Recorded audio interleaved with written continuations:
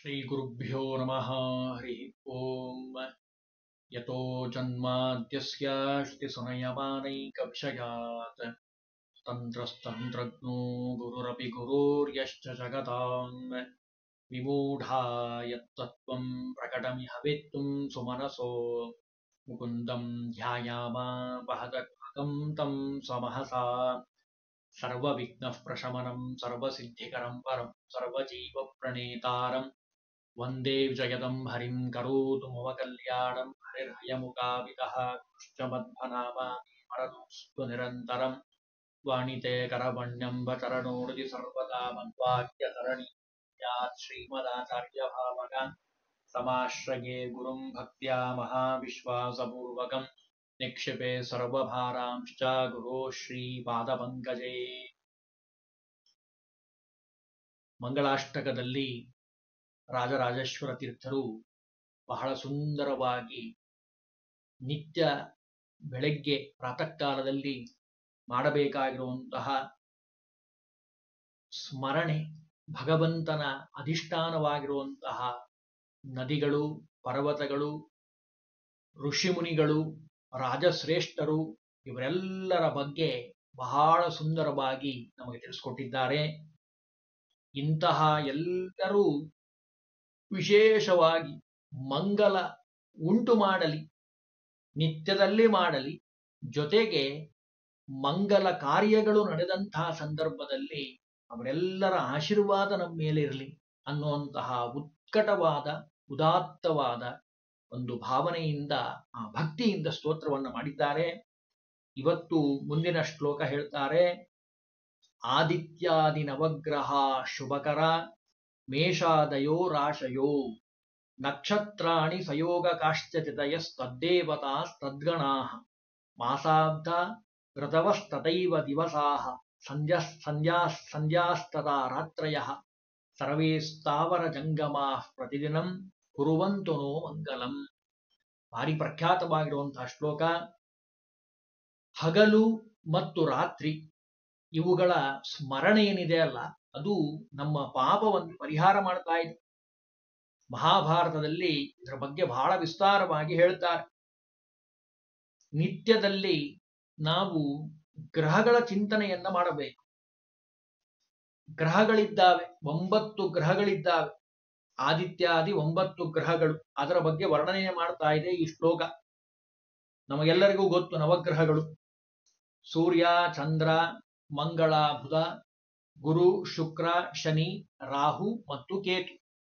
ಶ್ಲೋಕದಲ್ಲೂ ಹೇಳ್ತಾರೆ, ನಮಃ ಸೂರ್ಯಾಯ ಚಂದ್ರಾಯ ಮಂಗಳಾಯ ಬುಧಾಯ ಚ ರವಿ ಶುಕ್ರ ಶನಿಭ್ಯಶ್ಚ ರಾಹವೇ ಕೇತವೇ ನಮಃ ಅಂತ ನವಗ್ರಹ ಸ್ತೋತ್ರದಲ್ಲಿ ಉಂಟು.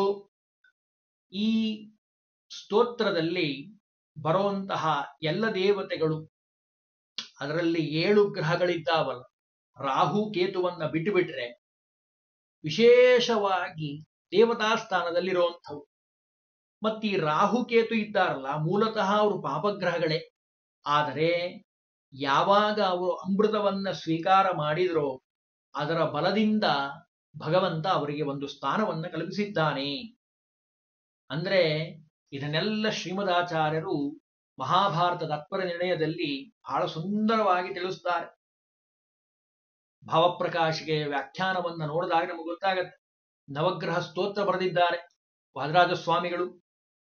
ಶನಿ ಮೇಲೆ ಸಪರೇಟ್ ಆಗಿ ಒಂದು ಸ್ತೋತ್ರ ಬರೆದಿದ್ದಾರೆ. ಶನೇ ದಿನಮಣೆ ಸೂನೋ ಹ್ಯನೇಕ ಗುಣಸನ್ಮಣೆ ಅರಿಷ್ಟಂ ಹರಮೇ ಭೀಷ್ಟಂ ಕುರುಮಾ ಕುರು ಸಂಕಟಂ. ನಾಶ ಮಾಡಿ ಹಾಕ್ ನಮ್ಮ ಎಲ್ಲ ಸಂಕಟವನ್ನ ಅಂತ ಸ್ತೋತ್ರ ಮಾಡಿದ್ದಾರೆ. ಸತ್ಯಧರ್ಮ ತೀರ್ಥರು, ಉತ್ತರಾದಿ ಮಠದ ಪರಂಪರೆಯಲ್ಲಿ ಬಂದಂತಹ ಮಹಾಜ್ಞಾನಿಗಳು, ಅವರೂ ಸಹಿತ ಸ್ತೋತ್ರವನ್ನ ಮಾಡಿದ್ದಾರೆ. ಈ ನವಗ್ರಹ ಸ್ತೋತ್ರ.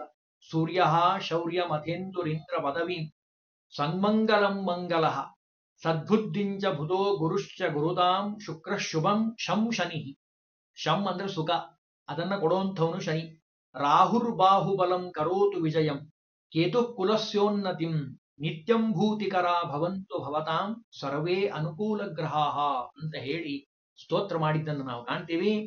ಆದಿತ್ಯಾದಿ ನವಗ್ರಹಗಳು ಒಂದೊಂದು ಗ್ರಹ ಒಂದೊಂದು ಕೊಡ್ತಾ ಇದೆ.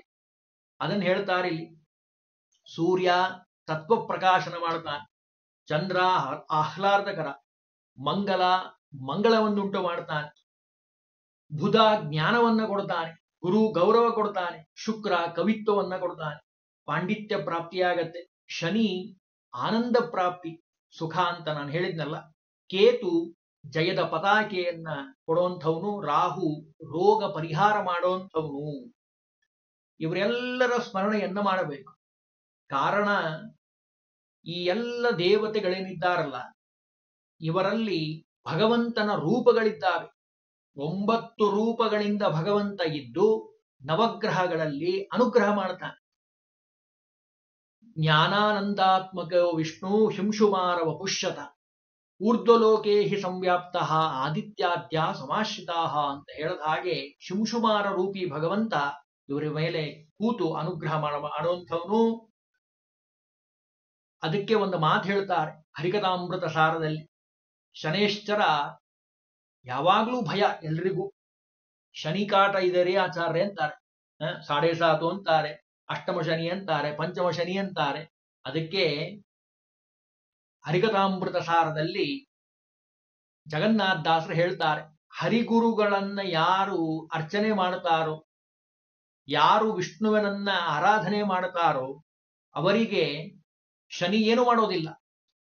ಯಾರು ಇದನ್ನ ಬಿಡ್ತಾರೋ ಅವರಿಗೆ ಶನಿ ತೊಂದರೆ ಕೊಡ್ತಾನಂತೆ. ಅದನ್ನ ಹೇಳ್ಬಿಡ್ತಾರೆ, ಹರಿಗುರುಗಳನ್ನ ಅರ್ಚಿಸದ ಪಾಪಾತ್ಮರನ ಶಿಕ್ಷಿಸಲೋಸುಗ ಶನೈಶ್ಚರ ನೆನೆಸಿ ದುಷ್ಫಲಗಳೀವೆ ನಿರಂತರವೂ ಬಿಡದೆ ತರಣಿ ನಂದನ ನಿನ್ನ ಪಾದಾಂಬುರ್ಹಗಳಿಗೆ ಆನಮಿಪೆ ಬಹುದು ಸ್ತರಭವ ವಾರಣ ಮಗ್ನನೆ ಉದ್ಧರಿಸಬೇಕು ಅಂತ ಹೇಳಿ ಸ್ತೋತ್ರ ಮಾಡ್ತಾರೆ. ಇರ್ಲಿ, ಅಂದ್ರೆ ಇಲ್ಲಿ ವಿಶೇಷ ಅಂಶ ಏನು ನಾವು ತಿಳಿಯುವಂಥದ್ದು, ಭಗವಂತನ ಮತ್ತು ವಾಯುದೇವರ ಉಪಾಸನೆಯನ್ನ ಯಾರು ಮಾಡ್ತಾರೋ ಅವರಿಗೆ ಶನಿ ಏನು ಮಾಡೋದಿಲ್ಲ. ರಾಹು ಮೂಲತಃ ಅಸುರನಾಗಿದ್ರು ಅವನಿಗೆ ಗ್ರಹತ್ವ ಒದಗಿದ್ದು ಅದು ದೇವತೆಗಳ ಆವೇಶ ಮಾಡಿದ್ದರಿಂದ ದೇವತೆಗಳಂತೆಲ್ಲರೂ ಪರಮ ವೈಷ್ಣವರಾಗಿರುವಂಥವರು. ಹಾಗಾಗಿ ವೈಷ್ಣವತ್ವವನ್ನ ನಾವಿಲ್ಲಿ ಕಾಣಬಹುದು. ಯಾರು ವಿಷ್ಣುವಿನ ಭಕ್ತರಾಗಿರ್ತಾರೋ, ಹನುಮಂತ ದೇವರ ವಾಯುದೇವರ ಉಪಾಸನೆ ಮಾಡ್ತಾರೋ ಅವರಿಗೆ ಯಾವ ಗ್ರಹಗಳು ಏನು ಮಾಡೋದಿಲ್ಲಪ್ಪ, ಎಲ್ಲವೂ ಒಳ್ಳೇದೇ ಆಗ್ತದೆ. ಅದನ್ನಿಲ್ಲಿ ಹೇಳ್ತಾರೆ, ಗ್ರಹಗಳ ಒಂದು ವೈಶಿಷ್ಟ್ಯತೆಯನ್ನು ತಿಳಿಸಿದ್ರು. ಇನ್ನು ಆದಿತ್ಯಾದಿ ನವಗ್ರಹ ಶುಭಕರ, ಅವು ಶುಭವನ್ನುಂಟು ಮಾಡಲಿ. ಜೊತೆಗೆ ಮೇಷಾದಯೋ ರಾಶಯೋ ನಕ್ಷತ್ರಾಣಿ ಸಯೋಗಕಾಶ್ಚದಯ ತದ್ದೇವತಾ ತದ್ಗಣಾಹ. ಇಲ್ಲಿ ಸ್ವಲ್ಪ ವಿವರಣೆಯನ್ನು ನಾವು ತಿಳಿಯಬೇಕಾಗಿರುವಂಥದ್ದು. ಮೊದಲನೇದಾಗಿ ಸಂವತ್ಸರಗಳಿದ್ದಾವೆ, 60 ಸಂವತ್ಸರಗಳಿದ್ದಾವೆ. ಈಗ ನಡೀತಾ ಇರುವಂಥದ್ದು ನಮ್ಮೆಲ್ಲರಿಗೆ ತಿಳಿದಿರುವ ಹಾಗೆ ಕ್ರೋಧಿನಾಮ ಸಂವತ್ಸರ ನಡೀತಾ ಇದೆ. ಮುಂದೆ ಬರುವಂಥದ್ದು ವಿಶ್ವಾವಸು ಅಂತ ಸಂವತ್ಸರ ಬರುವಂಥದ್ದು. 39ನೇದು ವಿಶ್ವಾವಸು. ಈಗ ನಡೀತಾ ಇರುವಂಥದ್ದು 38ನೇದ್ದು ಕ್ರೋಧಿನಾಮ ಸಂವತ್ಸರ. ಮೊದಲನೇದ್ದು ಪ್ರಭವೋ ವಿಭವ ಶುಕ್ಲ ಪ್ರಮೋದೋತ ಪ್ರಜಾಪತಿ ಅಂತ ಶ್ಲೋಕದಲ್ಲಿ ಹೇಳ್ತಾರೆ. ಈ 60 ಸಂವತ್ಸರಗಳು ನಮಗೆ ಮಂಗಲವನ್ನುಂಟು ಮಾಡಲಿ. ಇನ್ನು ಋತುಗಳಿದ್ದಾವೆ, 6 ಋತುಗಳು: ವಸಂತ, ಶರತ್, ಗ್ರೀಷ್ಮ, ಹೇಮಂತ, ವರ್ಷ ಮತ್ತು ಶಿಶಿರ. 6 ಋತುಗಳು, ಅವು ನಮಗೆ ಮಂಗಲವನ್ನುಂಟು ಮಾಡಲಿ. ತಿಥಿಗಳಿದ್ದಾವೆ, 15 ತಿಥಿ, ಜೊತೆಗೆ ಅಮಾವಾಸ್ಯೆಯನ್ನು ಸೇರಿಸಿಕೊಂಡ್ರೆ 15 ತಿಥಿಗಳು ನಮಗೆ ಮಂಗಲವನ್ನುಂಟು ಮಾಡಲಿ. ವರಾಹ ಪುರಾಣದಲ್ಲಿ ತಿಥಿಗಳಿಗೆ ಅಭಿಮಾನಿ ದೇವತೆಗಳನ್ನು ಹೇಳಿದ್ದಾರೆ. ಪ್ರತಿಪದಾಖ್ಯ ಅಗ್ನಿ, ದ್ವಿತೀಯ ಬ್ರಹ್ಮ, ತೃತೀಯ ಗೌರಿ, ಚತುರ್ಥಿ ಗಣೇಶ, ಪಂಚಮಿ ನಾಗ, ಷಷ್ಠಿ ಸ್ಕಂದ ಅಥವಾ ಇಂದ್ರ, ಸಪ್ತಮಿ ಸೂರ್ಯ, ಅಷ್ಟಮಿ ದುರ್ಗಾ, ನವಮಿ ಲಕ್ಷ್ಮಿ ಮತ್ತು ವಾಯುದೇವರು ವಸುಗಳು, ದಶಮಿ ವಿಷ್ಣು, ಏಕಾದಶಿ ವಿಷ್ಣು, ದ್ವಾದಶಿ ವಿಷ್ಣು. ದಿನತ್ರಯಗಳಿಗೆ ಅಭಿಮಾನಿ ದೇವತೆ ಭಗವಂತನೇ. ಆಮೇಲೆ ತ್ರಯೋದಶಿ ಕಾಮ, ಕುಬೇರ, ಗರುಡ. ಶುಕ್ಲ ಚತುರ್ದಶಿ ಮರುದ್ಗಣ ಯಮ, ಕೃಷ್ಣ ಚತುರ್ದಶಿ ಶಿವ ಅಂದ್ರೆ ಈಶ್ವರ, ಪೂರ್ಣಿಮಾ ಚಂದ್ರ, ಅಮಾವಾಸ್ಯ ಪಿತೃದೇವತೆಗಳು. ಯಾಕೆ ಈ ದೇವತೆಗಳ ಸ್ಮರಣೆ ಮಾಡಬೇಕು ಅಂದ್ರೆ ಆಯಾ ದೇವತೆಗಳನ್ನ ಆಯಾ ದಿವಸದಲ್ಲಿ ಪೂಜಾ ಮಾಡಬೇಕು ಅಂತ ಇದೆ. ಅದನ್ನ ತಿಳಿಸ್ಕೊಡ್ತಾ ಇದ್ದಾರೆ. ಇನ್ನು ವಾಸರಗಳಿದ್ದಾವೆ, ಅವಂತೂ ಎಲ್ಲರಿಗೂ ಗೊತ್ತಿರುವಂಥದ್ದೇ. 7 ದಿವಸ ಆ 7 ದಿವಸಗಳ ಅಭಿಮಾನಿ ದೇವತೆಗಳು ನಮಗೆ ಮಂಗಳವನ್ನುಂಟು ಮಾಡಲಿ. 27 ನಕ್ಷತ್ರಗಳಿದ್ದ ಅಶ್ವಿನಿ, ಭರಣಿ, ಕೃತ್ತಿಕಾ, ರೋಹಿಣಿ ಎಲ್ಲ ನಕ್ಷತ್ರಗಳ ದೇವತೆಗಳು, ಆ ನಕ್ಷತ್ರ ಅಭಿಮಾನಿ ದೇವತೆಗಳು ನಮಗೆ ಅನುಗ್ರಹವನ್ನ ಮಾಡಲಿ ಅನ್ನೋದು ಇದರ ತಾತ್ಪರ್ಯ. ಆಮೇಲೆ ಯೋಗಗಳಿದ್ದಾವೆ. ವಿಷ್ಕಂಬ, ಪ್ರೀತಿ, ಆಯುಷ್ಮಾನ್, ಸೌಭಾಗ್ಯ ಅಂತ ಹೇಳಿ 27 ಯೋಗಗಳು, 11 ಕರ್ಣಗಳು, ಭವ, ಬಾಲವ, ಕೌಲವ, ತೈತಿಲ ಹೀಗೆ ಕರ್ಣಗಳು, 12 ರಾಶಿಗಳು, ಮೇಷಾದಯೋ ರಾಶಯೋ, ಮೇಷ, ವೃಷಭ, ಮಿಥುನ, ಕರ್ಕ, ಸಿಂಹ, ಕನ್ಯಾ, ತುಲಾ, ವೃಶ್ಚಿಕ, ಧನು, ಮಕರ, ಕುಂಭ, ಮೀನ 12 ರಾಶಿಗಳು. ಅಭಿಮಾನಿ ದೇವತೆಗಳಿದ್ದಾರೆ 12 ರಾಶಿಗಳಿಗೆ. ಹೀಗೆ ಈ ಎಲ್ಲಾ ದೇವತೆಗಳು ನಮಗೆ ವಿಶೇಷವಾಗಿ ತದ್ದೇವತಾ ತದ್ಗಣಾಹ ಅಂತ ಹೇಳಿದ್ದಾರೆ. ಅಂದ್ರೆ ಎಲ್ಲಾ ದೇವತೆಗಳ ಸ್ಮರಣೆ ಆಗಬೇಕು, ಜೊತೆಗೆ ಅವರ ಮಂತ್ರವನ್ನ ಹೇಳಬೇಕು, ಜೊತೆಗೆ ಅವರಲ್ಲಿ ಭಗವಂತ ಇದ್ದು ಅನುಗ್ರಹ ಮಾಡ್ತಾನೆ ಅನ್ನೋದು ನಮಗೆ ಮುಖ್ಯವಾದ ವಿಷಯ. ಜೊತೆಗೆ ಆದಿತ್ಯಾದಿ ಸೂರ್ಯಗ್ರಹ ಅಧಿದೇವತೆಯಾದರೆ ಜೊತೆಗೆ 12 ಆದಿತ್ಯರಿದ್ದಾರೆ, 11 ರುದ್ರರಿದ್ದಾರೆ, 8 ವಸುಗಳಿದ್ದಾವೆ. ಇವರನ್ನೆಲ್ಲ ತೆಗೆದುಕೊಳ್ಳಬೇಕು. ಸಂಧ್ಯಾಹ ಅಂದ್ರೆ ಹಗಲಾಯ್ತು ರಾತ್ರಿ ಆಯ್ತು, ಜೊತೆಗೆ ಸಂಧ್ಯಾಕಾಲದ ಅಭಿಮಾನಿ ದೇವತೆಗಳನ್ನ ತಿಳಿದು ಅನುಸಂಧಾನ ಮಾಡುವಂಥದ್ದು ಅತ್ಯಂತ ಅವಶ್ಯಕ. ತ್ರಿಕಾಲದಲ್ಲಿ ಪ್ರಾತಃ ಕಾಲ, ಮಾಧ್ಯಾಹ್ನಿಕ ಮತ್ತು ಸಾಯಂಕಾಲ 3 ಕಾಲದಲ್ಲಿ ಆ ಅಭಿಮಾನಿ ದೇವತೆಗಳನ್ನ ಸ್ಮರಣೆ ಮಾಡಬೇಕು.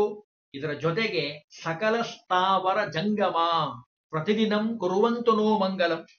ಗ್ರಹ ನಕ್ಷತ್ರಗಳು ಮತ್ತು ಅಭಿಮಾನಿ ದೇವತೆಗಳು ನಮಗೆ ಹೇಗೆ ಅನುಗ್ರಹ ಮಾಡಬೇಕೋ, ಜೊತೆಗೆ ಸ್ಥಾವರ ಜಂಗಮಗಳು ನಮಗೆ ವಿಶೇಷವಾಗಿ ಅನುಗ್ರಹವನ್ನ ಮಾಡಲಿ. ಇದರಲ್ಲಿ ಇನ್ನೂ ಒಂದು ಮಾತಿದೆ, ನಾವು ತಿಳಿಬೇಕಾಗಿರುವಂಥದ್ದು ಏನು ಅಂತ ಕೇಳಿದ್ರೆ, ಪುರಂದರದಾಸರು ಒಂದು ಪದ್ಯ ಮಾಡಿದ್ದಾರೆ, ಭಾರಿ ಪ್ರಖ್ಯಾತವಾಗಿರುವಂಥದ್ದು. ಸಕಲ ಗ್ರಹ ಬಲ ನೀನೆ ಸರಸಿಜಾಕ್ಷ. ಅದಕ್ಕೆ ಅದರ ಜೊತೆಲಿ ಒಂದು ಮಾತು ಹೇಳ್ತಾರೆ, ಇಂದಿನ ದಿನವೇ ಶುಭ ದಿನವು, ಇಂದಿನ ವಾರ ಶುಭವಾರ, ಇಂದಿನ ತಾರೆ ಶುಭ ತಾರೆ, ಇಂದಿನ ಕರ್ಣ ಶುಭ ಕರ್ಣ, ಇಂದಿನ ಯೋಗ ಶುಭ ಯೋಗ, ಇಂದಿನ ಲಗ್ನ ಶುಭ ಲಗ್ನ, ಇಂದು ಪುರಂದರ ವಿಠಲರಾಯನ ಪಾಡಿದ ದಿನವೇ ಶುಭ ದಿನವು. ಕೊನೆ ಲೈನ್ ಇದೆಲ್ಲ, ಅದನ್ನ ಅಂಡರ್ಲೈನ್ ಮಾಡ್ಕೊಳ್ಬೇಕು. ಎಲ್ಲಾ ದಿವಸಗಳು ಶುಭ, ಎಲ್ಲಾ ನಕ್ಷತ್ರಗಳು ಶುಭ. ಕೆಲವರ ಮನಸ್ಸಿನಲ್ಲಿ ಭಾವನೆ ಇದೆ, ಆ ನಕ್ಷತ್ರ ಸರಿ ಇಲ್ಲ, ಆ ತಿಥಿ ಸರಿ ಇಲ್ಲ, ಅಥವಾ ಆ ಯೋಗ ಸರಿ ಇಲ್ಲ, ಆ ಮುಹೂರ್ತನೇ ಸರಿ ಇಲ್ಲ ಅಂತ ಅಂತಿರ್ತಾರೆ ಎಲ್ಲ ಕಡೆ. ಅದೆಲ್ಲ ಯಾರಿಗೆ? ನಮ್ಮಂಥವರಿಗೆ, ನಮ್ಮ ವೈಯಕ್ತಿಕವಾಗಿ ಕಾರ್ಯಕ್ರಮ ಮಾಡಿದಾಗ ಮಾತ್ರ. ಆದರೆ ಭಗವಂತನ ದಿವಸ ಅಂದ್ರೆ ಭಗವಂತನನ್ನ ನೀವು ಯಾವತ್ತು ಸ್ಮರಣೆ ಮಾಡೋದಿಲ್ಲೋ ಅದೇ ಕೆಟ್ಟ ದಿವಸ. ಯಾವತ್ತು ಭಗವಂತನ ಸ್ಮರಣೆಯನ್ನ ಮಾಡ್ತಿರೋ, ಇಂದು ಪುರಂದರ ವಿಠಲರಾಯನ ಪಾಡಿದ ದಿನವೇ ಶುಭ ದಿನವು ಅಂದ್ರು. ಅಂದ್ರೆ ಯಾವತ್ತು ಭಗವಂತನ ಸ್ಮರಣೆಯನ್ನ ಮಾಡ್ತಾ ಇರ್ತಿರೋ ಅವತ್ತು ಶುಭ ದಿನ, ಶುಭ ನಕ್ಷತ್ರ, ಶುಭವಾರ, ಎಲ್ಲವೂ ಶುಭ ಆಗ್ತದೆ. ಅಷ್ಟೇ ಅಲ್ಲದೆ 5 ಪಂಚಾಂಗಗಳು, ಪಂಚಾಂಗ ಶ್ರವಣ ಮಾಡ್ತಾರೆ ಈ ಯುಗಾದಿ ಹಬ್ಬದ ದಿವಸ. ಶಾಸ್ತ್ರವಿಹಿತವಾಗಿರುವಂಥದ್ದು 5 ಅಂಗಗಳಿಂದ ಕೂಡಿರುವಂಥದ್ದು ಪಂಚಾಂಗ. ಅದಕ್ಕೆ ಹೇಳ್ತಾರೆ, ತಿಥಿಯನ್ನ ತಿಳಿಯೋದ್ರಿಂದ ಶ್ರಿಯಮಾಪ್ನೋತಿ, ಸಂಪತ್ತು ಬರ್ತದೆ. ವಾರಾದ ಆಯುಷ್ಯವರ್ಧನಂ, ವಾರವನ್ನ ತಿಳಿಯೋದ್ರಿಂದ ಆಯುಷ್ಯ ಅಭಿವೃದ್ಧಿ ಆಗುತ್ತೆ. ನಕ್ಷತ್ರಾದ ಹರತೆ ಪಾಪಂ, ನಕ್ಷತ್ರವನ್ನು ತಿಳಿಯೋದ್ರಿಂದ ಪಾಪ ಪರಿಹಾರ ಆಗ್ತದೆ. ಯೋಗಾದ್ ರೋಗ ನಿವಾರಣಂ, ಯೋಗವನ್ನ ತಿಳಿಯೋದ್ರಿಂದ ರೋಗ ಪರಿಹಾರ ಆಗ್ತದೆ. ಕರ್ಣಾತ್ ಕಾರ್ಯ ಸಿದ್ಧಿಶ್ಚ, ಒಳ್ಳೆಯ ಕಾರ್ಯ ಅದು ಕರ್ಣ ತಿಳಿಯೋದ್ರಿಂದ ಆಗ್ತಾ ಇದೆ. ಪಂಚಾಂಗ ಫಲಮುತ್ತಮಂ ಅಂತ ಹೇಳದ ಹಾಗೆ ತಿಥಿ, ವಾರ, ನಕ್ಷತ್ರ, ಯೋಗ, ಕರ್ಣ ಇವನ್ನ ನಿತ್ಯದಲ್ಲಿ ತಿಳಿಯಬೇಕು. ಬೆಳಗ್ಗೆದ್ದು ಕೂಡಲೇ ಪಂಚಾಂಗ ಶ್ರವಣ, ಪಂಚಾಂಗ ಪಠಣ, ಪಾರಾಯಣ ಮನೆಯಲ್ಲಿ ಇಟ್ಕೊಳ್ಬೇಕು. ಎಷ್ಟೋ ಹಿರಿಯರು, ವಿದ್ವಾಂಸರು, ಜ್ಞಾನಿಗಳು ಅದನ್ನು ಮಾಡ್ತಾರೆ. ನಮ್ಮ ಮನೆಗಳಲ್ಲೂ ನಾವು ಅದನ್ನು ಮಾಡಬೇಕು. ಕಾರಣ ಸಂಪತ್ತು, ಆಯುಷ್ಯ, ಪಾಪ ಪರಿಹಾರ, ರೋಗ ಪರಿಹಾರ, ಕಾರ್ಯಸಿದ್ಧಿ ಇವೆಲ್ಲವೂ ಆಗ್ತಾ ಇದೆ ಪಂಚಾಂಗ ಶ್ರವಣ ಪಠಣ ಪಾರಾಯಣದಿಂದ. ಅದಕ್ಕೆ ಹೇಳಿದ್ರು ಈ ಮಂಗಳಾಷ್ಟಕದಲ್ಲಿ ಸ್ತ್ರೀಯರ ಮತ್ತು ಕ್ಷೇತ್ರಗಳ ಉಲ್ಲೇಖ ಬಿಟ್ಟು ಹೋದಂತೆ ಕೆಲವು ಕಡೆ ಕಾಣ್ತದೆ. ಆದರೆ ಸಸ್ತ್ರೀಕಾ, ನಾವು ಹಿಂದೆನೇ ಹೇಳಿದ್ದೇವಿ, ಎಲ್ಲ ತೀರ್ಥಾಭಿಮಾನಿ ದೇವತೆಗಳು ಅವರ ಪತ್ನಿಯರು ಎಲ್ಲರನ್ನ ಸೇರಿಸಿಕೊಂಡೇ ಗಂಗಾದಿ ತೀರ್ಥಗಳು ಅವುಗಳ ಸ್ಮರಣೆಯನ್ನ ಮಾಡಬೇಕು ಅನ್ನೋದು ಅತ್ಯಂತ ಅವಶ್ಯಕ. ತೀರ್ಥ ಪ್ರಬಂಧದಲ್ಲೂ ವಾದಿರಾಜ ಸ್ವಾಮಿಗಳು ಇದರ ಬಗ್ಗೆ ವಿಸ್ತಾರವಾಗಿ ಹೇಳ್ತಾರೆ. ಅದಕ್ಕೆ ನೋಡಿ ಇದರ ಎಲ್ಲದರ ವರ್ಣನೆ ಕೊನೆಗೆ ಮಂಗಲಾಷ್ಟಕ ಹೇಳಿದ್ದಾದ್ಮೇಲೆ ವಿವಾಹದಲ್ಲಿ ಹೇಳ್ತಾರೆ. ತದೇವ ಲಗ್ನಂ ಸುದಿನಂ ತದೇವ ತಾರಾಬಲಂ ಚಂದ್ರ ಬಲಂ ತದೈವ ವಿದ್ಯಾಬಲಂ ದೈವ ಫಲಂ ತದೇವ ಲಕ್ಷ್ಮೀಪತೆ ತೇಂಗ್ರಿ ಯುಗಂ ಸ್ಮರಾಮಿ. ಭಗವಂತನಿಗೆ ಸಮರ್ಪಣೆ ಮಾಡಿದ್ದಾದ್ರೆ ಮಾತ್ರ ಅದು ಮಂಗಲವನ್ನುಂಟು ಮಾಡುವಂಥದ್ದು. ಮಂಗಲಂ ಇದಂತೂ ಶ್ಲೋಕ ನಿತ್ಯದಲ್ಲಿ ಹೇಳ್ತಾರೆ ಬೆಳಗ್ಗೆ ಕೂಡಲೇ. ಮಂಗಲಂ ಭಗವಾನ್ ವಿಷ್ಣುರು ಮಂಗಲಂ ಮಧುಸೂದನ ಮಂಗಲಂ ದೇವಕೀ ಪುತ್ರೋ ಮಂಗಲಂ ಗರುಡಧ್ವಜ. ಯಾರು ಭಗವಂತನನ್ನ ಸ್ಮರಣೆ ಮಾಡುತ್ತಾರೋ, ಭಗವಾನ್ ಅಂತ ಭಗವಂತನನ್ನ ಕರೀತಾರೆ. ಅಷ್ಟಗುಣದಿಂದ ಕೂಡಿರುವಂಥವನು ಭಗವಂತ, ಸೃಷ್ಟಿಯಾದಿ ಅಷ್ಟಕರ್ತೃತ್ವವನ್ನು ಮಾಡುವಂಥವನು. ಅಂತಹ ಮಂಗಲನಾಗಿರುವಂತಹ ಮಧುಸೂದನನಾಗಿರುವಂತಹ ದೇವಕಿಯಲ್ಲಿ ಅವತಾರ ಮಾಡಿರುವಂತಹ ಗರುಡಧ್ವಜನಾದ ಭಗವಂತನನ್ನ ಯಾರು ಸ್ಮರಣೆ ಮಾಡ್ತಾರೋ ಅವರಿಗೆ ಮಂಗಲ ಉಂಟು ಆಗ್ತದೆ. ಅಷ್ಟೇ ಅಲ್ಲ, ಪ್ರಸನ್ನ ದೈವಜ್ಞ ವಿಧಿ ಪ್ರತಿಷ್ಠಂ ಸುಖಪ್ರದಂ ದುರ್ಲಭಂ ಅಲ್ಪ ಪುಣ್ಯೈ ಸಪ್ತಾಂಗ ಸಂಪತ್ತಿ ಸಮೇತಮೇತಾದ್ ಮುಹೂರ್ತರಾಗಂ ಸುಹೃದೋ ಲಭಂತೆ.